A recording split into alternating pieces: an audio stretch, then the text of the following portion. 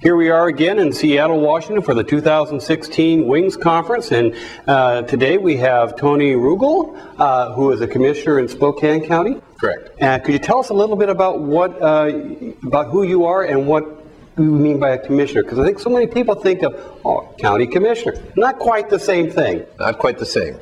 A Superior Court commissioner has many of the same obligations and duties as an elected Superior Court judge. The difference is that we are appointed as opposed to elected. In Spokane County, what that means for us is that we have a variety of different cases that we hear, including guardianships, but we also do mental health cases, juvenile dependency cases, family law cases. We sit in ex parte where we may hear any number of types of cases that may just walk in. But we essentially serve at the will of the judges, and again, we take on many of the same responsibilities as an elected Superior Court judge. Okay, now a little bit about Tony. Where do you come from, Tony? I grew up in Spokane primarily. My dad was in the Air Force, so we traveled around quite a bit, but we ended up in Spokane. I went to college at Eastern Washington University. I then went across the state and went to the University of Puget Sound, which is now Seattle University, for law school. After that, there was a bit of travel. I traveled to different parts of Washington as well as to different parts of the country. Worked in a variety of jobs even after I had my law degree. I was a cattle rancher for a while, and I did some scuba diving instruction, worked as a bartender. Talking about the conference today, you're speaking today, and so what do you want to talk to people about? One of the things that I'm really trying to emphasize, especially as one of the co-chairs for the Wings Steering Committee, is the importance of guardianships themselves.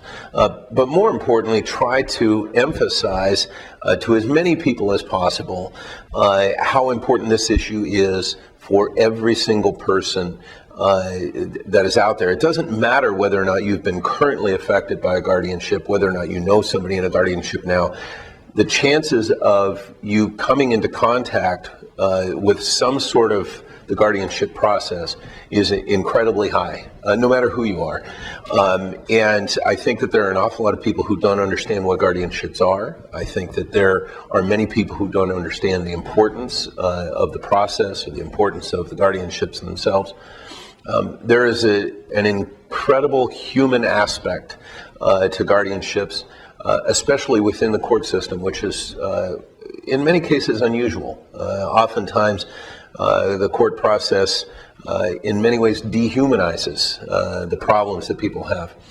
Guardianships not only brings that human character and that human element to the forefront, but it emphasizes the importance of that human interaction and that human contact that we have.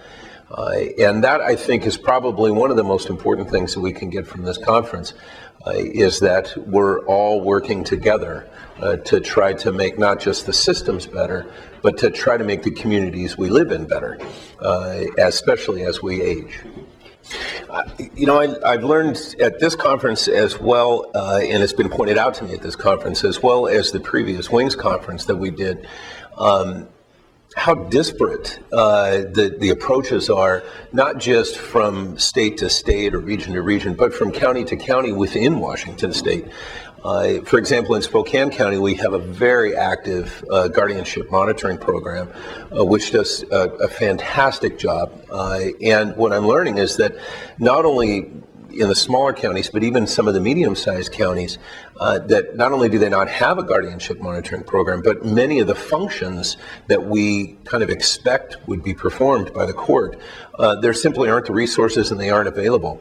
The result of that then is that we see or we hear about at least cases in other counties that I would never expect to see or hear about in Spokane, whether that be not necessarily abuses, but things that have gone on for too long, maybe money that's being spent in a guardianship that shouldn't be, or things like that.